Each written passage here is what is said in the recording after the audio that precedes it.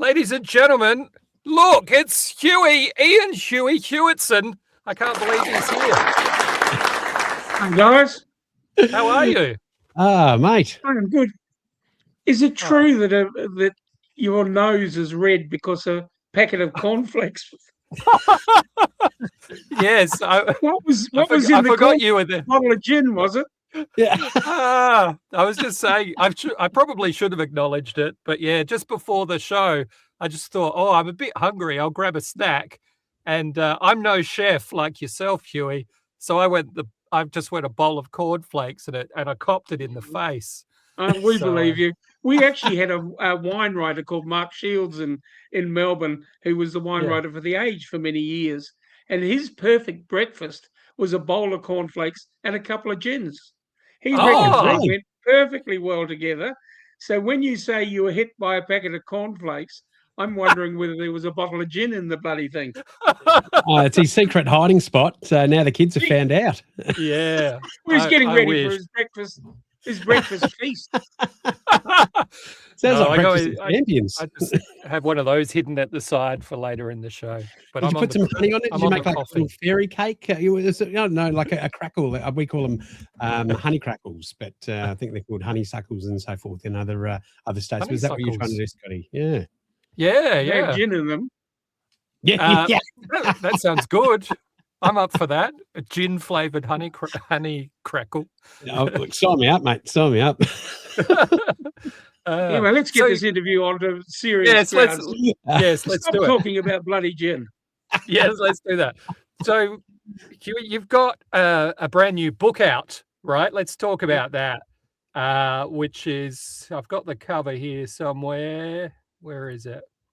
Oh, I can't find it. It's called Who Called the Cook a Bastard?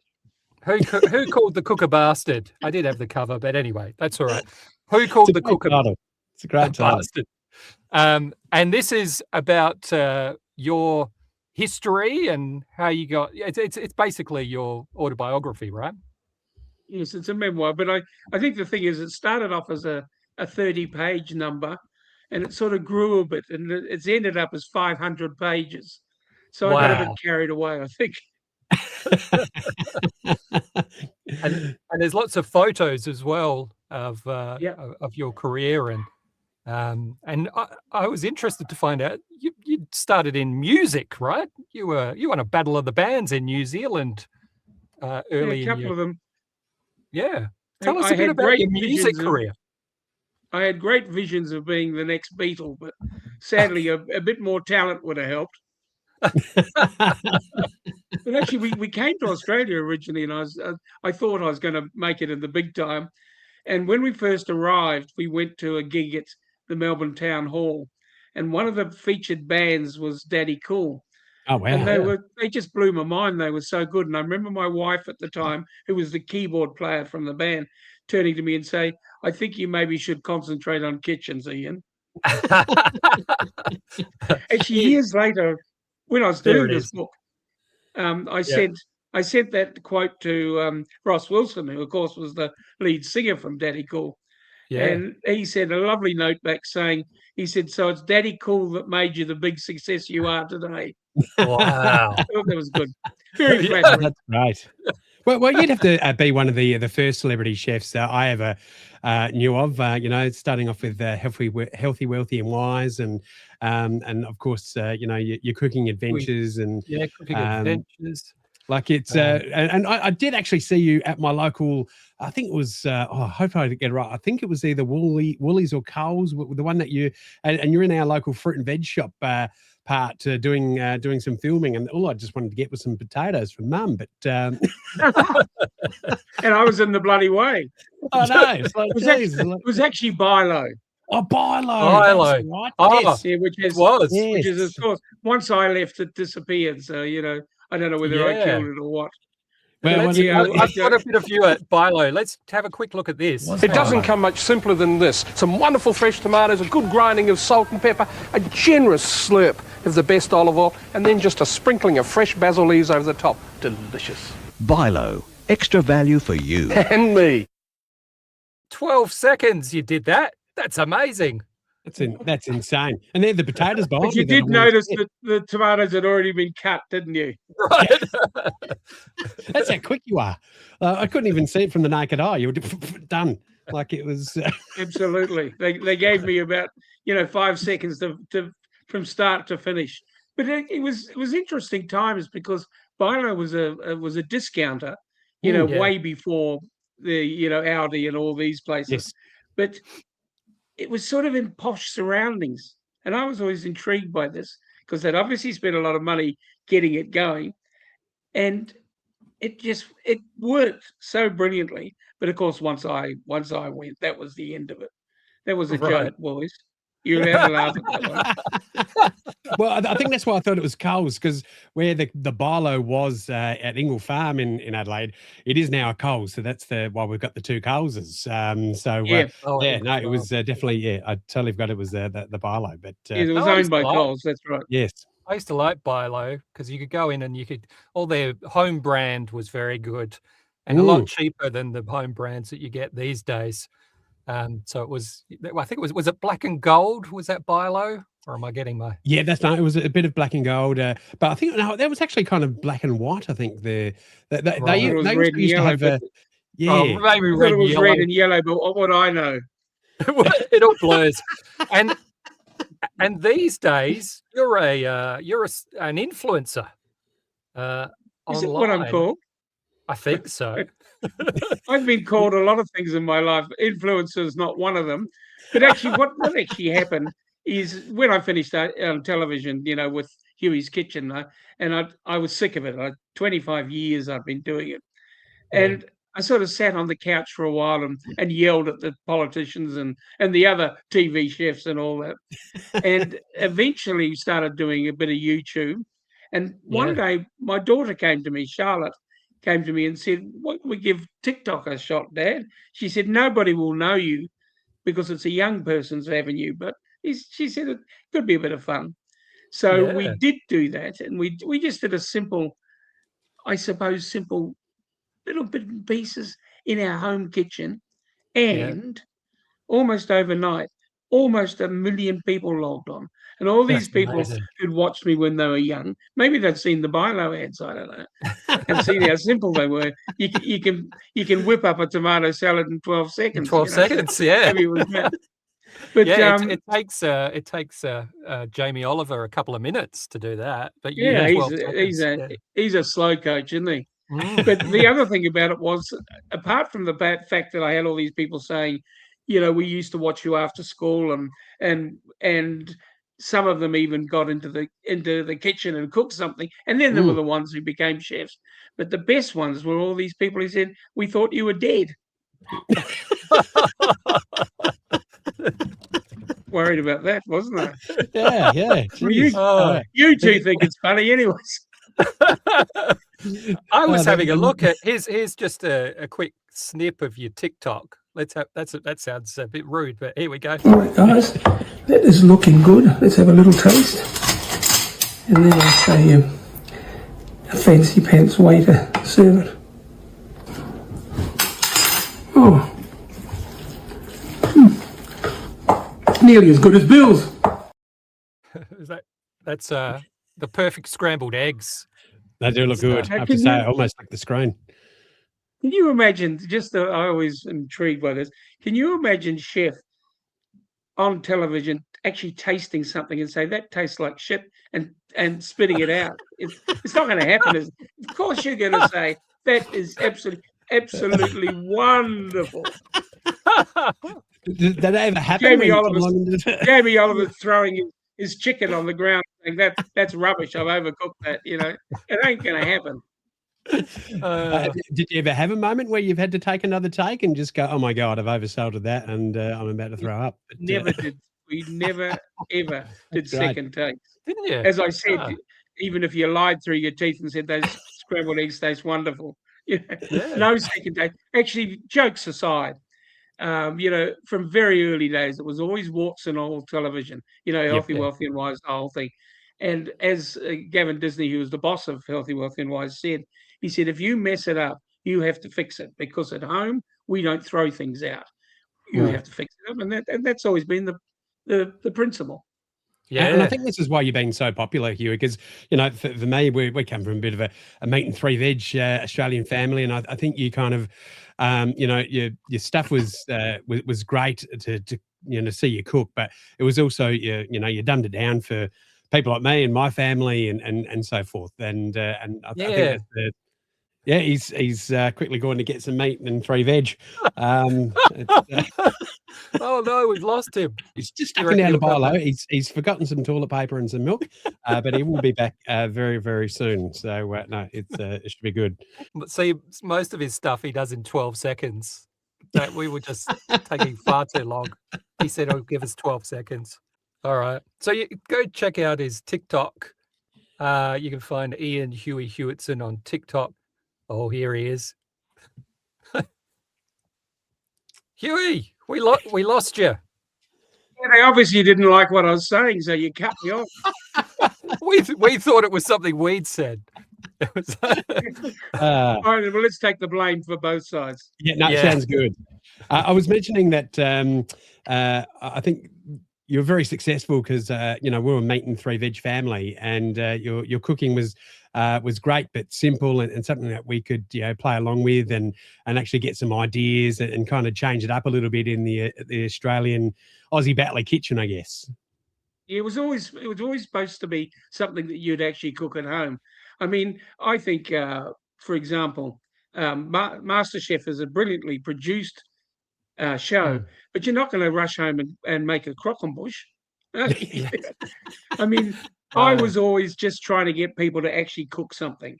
Yes, and that was what it was all about. And I haven't changed. That's all I ever do. So I do simple food that people can actually produce at home. Yeah. And what do you think of today's TV chefs that have followed in your footsteps? Do you have a favourite or a least favourite? I loved Floyd, but sadly he's died. So yeah. But I always enjoyed Floyd because he never took himself too seriously, and I hope that's what I do too. You know, you have to have a bit of humour about it. You have to say, well, you know, all I'm trying to do is get them into the supermarket fresh food department. I'm not trying to get them to actually get out in the backyard and grow 4,000 tons of snow peas, but I am trying to get them to worry about cooking something simple, tasty, and something that they can whip up without having to, you know, have a pantry full of 9,000 ingredients. Yeah. And for those of us who struggle a bit in the kitchen, could you give us a little tip to take away? Like, you know, I find I burn pancakes. Okay, well, let's concentrate on pancakes. Can I have a perfect pancake making tip, please? We could tell you're a bad cook, mate. Look what you did to your nose with cornflakes. I know. That's with cornflakes. This is the bloody bottle of gin. I keep telling you, it's that bloody bottle of gin. Well, but pancakes, that's the Floyd. I used to watch a lot of Floyd. Yeah, pancakes. Yes, pancakes. He did like the odd drink. He did, Mr. Floyd. I did a few segments with him over the years, and he did enjoy a drink. I must enjoy a beverage. Your pancakes, look, the most common mistake that people make is, one, you need a decent recipe. So find a decent chef with a decent recipe and a good pan to cook them in.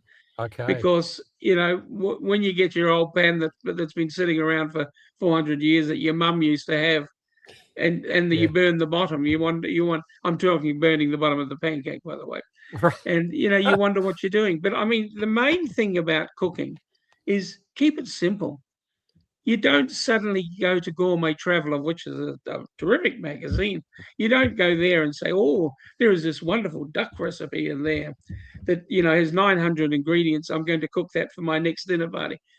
You know, you don't do that. You keep simple. You find what you can do, and maybe it's only a perfect roast chicken. Beautiful thing, you know, with some good roast veggies. But you make sure that you buy the best chicken. You buy some good veggies. And if that's your signature dish, that's what you serve. you don't do that bloody duck with 900 ingredients. It does sound delicious. Well, though. hopefully you don't. Hopefully you don't. No, it would be mainly barbecue for me because I'm a terrible messy cook. So I have to cook outside. That's just so I can keep my You're not nose allowed. chilly. You're not allowed inside. Is that what you're No, telling that's me? it. Yeah. The house explodes, and it's there's Yeah. oil. Well, there's and nothing stuff wrong with everywhere, good barbecue.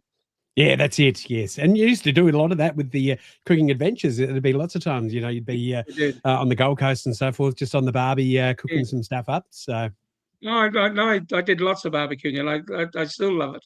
But I mean, talking about healthy, wealthy, and wise, and here I'm going back now. When we went and pitched the show to Channel 10, one of Yeah. the executives says, "Oh no, cooking will never work on commercial television." Now I think he's the cleaner now, but when you think That's about all it, you now, get that's on about all TV Channel, now, isn't it? There's that's nothing about all else. Channel 10 does is cooking shows. yeah, That's So right. I don't think he had much idea.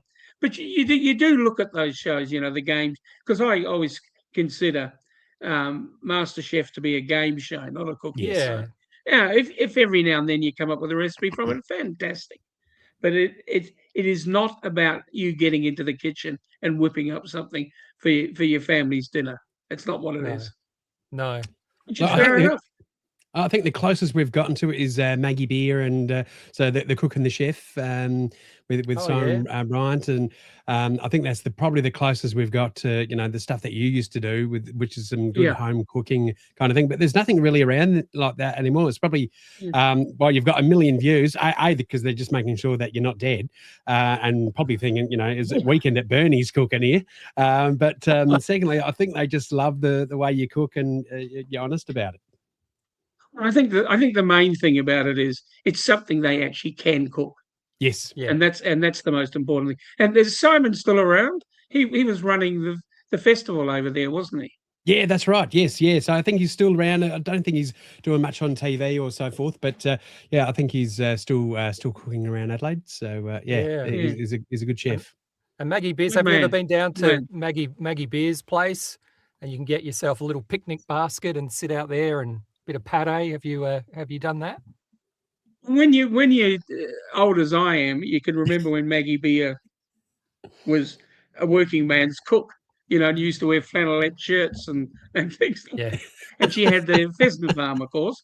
Yeah, that's And right. I remember doing a couple of segments at the pheasant farm with her and Ken Hom. And as I said, she really was dressed like a country woman. These days she's posh, but in those days, Yeah. but she was always a great cook, and she still is. So it makes no difference, does it? Yeah, right. No, that's right. Okay. Well, there we go. I found the book. There it is. Who Called the Cook a Bastard? I love it. Hewitson. And here, so a lot of people, you're not just a celebrity chef. Like you had, what was it, like 10 restaurants? Like, was there a, the tough part is small business and getting out there these days, especially with the economy and so forth. Is there any tips for any Adelaide, restaurateurs that would like to give it a crack? Don't do it. Just Don't do it. I don't do Did it. you say don't do it or do it. just do it? That's two different. Don't do it. Don't do I it. must admit, when COVID hit, I got up every morning and said, "Thank God I'm not in the restaurant."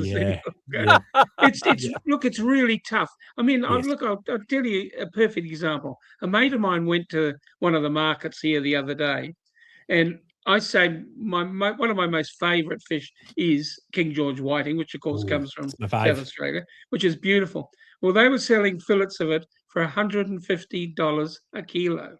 Whoa. Now, how does a restaurant make? Now, I'm not saying they're going to rush out and buy King George whiting, but how does a restaurant make any money when produce is that expensive? And that's without even talking about the cost of power and gas and staff and all those kind of things. Just produce, Yeah. it's impossible, isn't it? Yeah. really No wonder is. when you go to a restaurant these days, every main course is $70 or $80, and there's not a wine under $100. It's times are tough. Oh, that's right. Even you Well, even get at Pub City's 20 scrambled bucks. eggs. Well, yeah, I was going to say scrambled eggs and toast I had this morning, and it was $30. It was, yeah, but you know, I can't believe your wife charges you at home. That's weird. Stick to the cornflakes and gin, mate. That's the perfect. That's the perfect breakfast. Good I'm gonna advice. try that tomorrow. Good advice. Well, what I have taken away from this is I'm going to tell my wife that my bad pancakes, it's the fault of the pan. Huey said there it's we the go. pan. Of Ain't course me. it is. It's the pan. It's something to do with the batter. No, it's just the pan. Yeah, So that's right. what'll happen then is she'll rush out and buy you a very, very expensive pan, Yes. and you still bugger them up. Yeah, I will. You've got to stop using the pancake mix out of the bottle, mate. That's your problem. You don't know how close to home you are there. All right. Well, thank you. We really appreciate you having for doing this. We're very thankful, and we wish you Absolute pleasure. Oh, good. And we wish you the best with your book. Can we get this in bookshops here in Adelaide at the moment? Do you know? Well, actually, the easiest place to buy it is, and I've got a piece of paper in front of me, and you can order them from my bio on Instagram page, Iain Huey Hewitson. That's the easiest place. We'll post it out to you. Easy. Fantastic. Sounds great. Wonderful. As I said, it's a 500-page monologue. Is it monologue or monologue? I don't know. Anyway, Yeah. well, let's just say it's a bloody big book. Yeah. All right. Well, I'm definitely not putting it next to the cornflakes. I'll tell you. No, that definitely much. not. No. Actually, you will. Yes, that would certainly harm your nose if you dropped that on it. But anyway, You can tell everyone that Huey gave you a black eye. And it's got some funny stories. It's actually not a nasty book. I mean, people keep saying to me, "Oh, did you put the boot in?" I said, "Why would I put the boot in?" Yeah, I worked with some wonderful people over many, many years, and I came through the era where being in the restaurant business was a bit of fun. You know, you really did. You worked hard, but it was a bit of fun. It wasn't too stressful. Now, you know, you talk to chefs and restaurateurs, and you talk to them about how going, and they say, "Oh, this and that," and you can understand why. We had a lot more fun in my day. Yeah.